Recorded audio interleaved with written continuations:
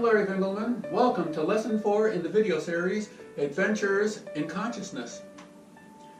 Did you know that group meditation eliminates war? And did you know that 1,000 meditators meditating in a group can influence 1 million people? Well, according to a renowned quantum physicist, who we'll have the pleasure of watching later in this video, there is more scientific evidence that group meditation can turn off war like a light switch than there is evidence that aspirin reduces headache pain. According to this quantum physicist, the idea that group meditation reduces violence is a scientific fact. But how? How can this be possible? How can large groups of people, sitting quietly, repeating a mantra, resonating with the unified field, create a nonviolent world? Well, the explanation starts with an understanding of superradiance. The rationale for group meditation leading to world peace came from discussions with leading physicists concerning the coherent effects seen in physical energy systems, but particularly the laser. Normal light, the light we are experiencing while we're watching this video, is emitted in direct proportion to the number of atoms in the light source. Each atom emits a photon when it's excited, and then returns to the ground state. But not in the light which is emitted from a laser. The light from a laser is more orderly, more coherent, and therefore more focused, much more powerful. When the atoms in a laser are in perfect correlation with each other, then a new type of collective behavior characterized by macroscopic coherence, what we've been calling an increase in density, emerges. The individual atoms cease to act independently and instead behave as one complete coherent system. As a result, the intensity emitted by, let's say, n atoms is magnified enormously to n squared.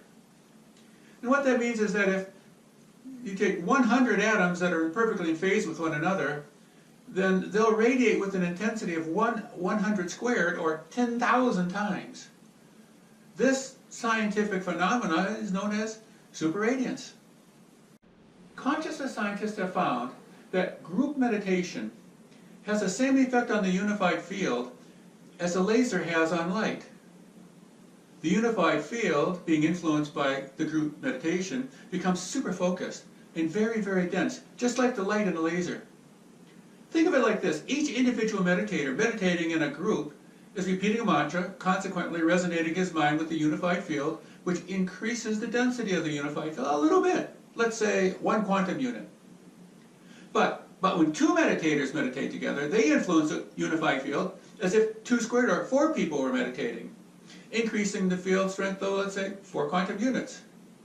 So each individual meditator acts like 1 atom in the laser example. Each meditator increases the unified field density geometrically. So if we had 30 meditators meditating in a group, they would produce a unified field density equal to 30 squared meditators, or 900 meditators. A meditating group of 1,000 meditators would be equal to the density produced by 1,000 squared, or 1 million meditators. Surely a very dense field.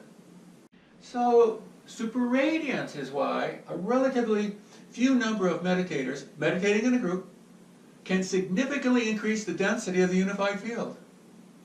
Because the attributes of the unified field are love and joy, peace and randomness, people experiencing life within this generated field become less violent. This is how large groups of meditators create a nonviolent world. That's how they create world peace. But the increased density also increases our psychic abilities, as we said, improving our prediction ability and improving our ability to win lotteries. According to consciousness scientists, a field generated by 1% of the world population would generate a unified field dense enough to bring about world peace. The goal of the Ninth Siddhi is to get 75 million people to meditate every single day, which is about 1% of the world population. But now consider how large a number 75 million squared is. It's over 5 quadrillion. That's a 5 followed by 15 zeros. A very, very dense unified field indeed. At this field strength, people all around the world will begin to make choices in line with the health of the planet, turning it into the paradise that it once was. People all around the planet will be influenced by the attributes of the unified field. They will be influenced by love, by joy, and by peace that emanates from the field's superradiance. In this way, the world will become peaceful, and the violence will finally stop. Before moving on, let's watch a short video by one of the leading consciousness scientists in the world. That would be Dr. John Hagelin. He's a leader in superradiance research. He's a leader of the Transcendental Meditation movement in the United States as well. And he is a renowned quantum physicist, having earned his PhD at Harvard University. In this short video, he summarizes the research on how group meditation brings peace to war-torn areas of the world. So, get comfortable, relax a bit, and let's watch Dr. Hagelin discuss how he might bring peace to our violent world. I'm going to show you very quickly some of the early research. This is the first study, and I won't go into it in great detail except to say that this experiment was performed in the Middle East during the peak of the Lebanon War in the early 1980s.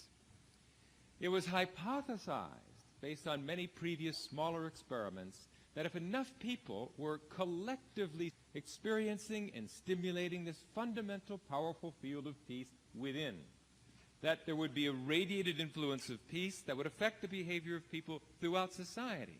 People would wake up in the morning and they'd decide, hey, I don't think I'm going to kill anybody today. What a novel thought.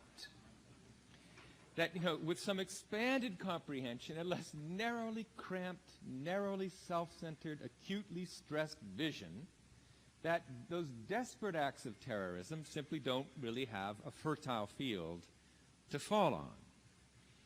So this chart shows a dotted line going up and down, which is the rise and fall on a daily basis of the number of people who were meditating as a group in Jerusalem, about 1,000 people on average, sometimes more, sometimes less.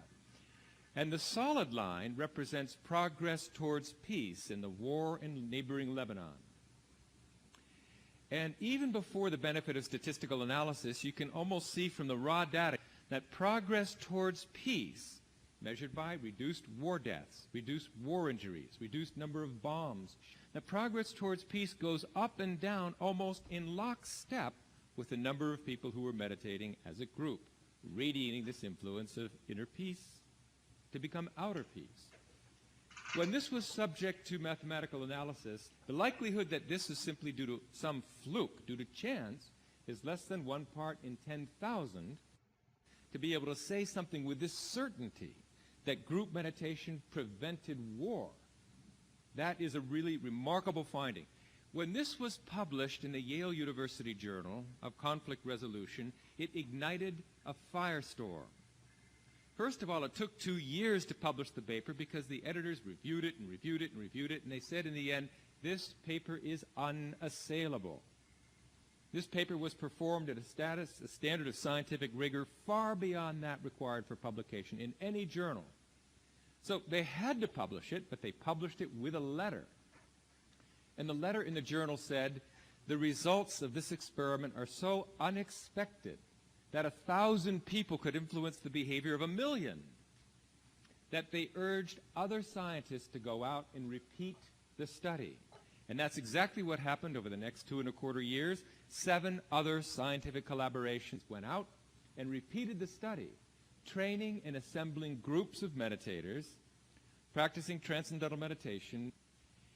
And in every one of these experiments during this 2¼ year period, there was a marked reduction in violence and war. 80% drop in war deaths and war-related injuries in comparison to all the other days during the 2¼ years where there were no meditating groups, when the situation grew slightly worse, as this chart shows, in comparison to 7 highly positive bars showing highly statistically significant progress towards peace in every single experiment.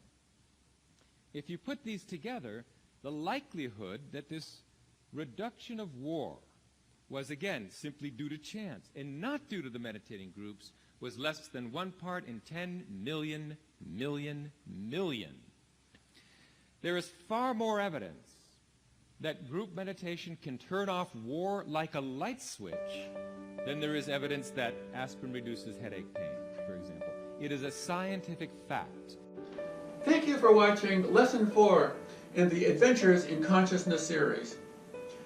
I hope you enjoyed this video. It's one of the more important in the Ninth Siddhi cosmology. In our next video, we compare the current state of 2 cities. We use videos to show both the strengths and the weaknesses of these Siddhic techniques. I think it's one of the more interesting videos in the series. Again, thank you for watching.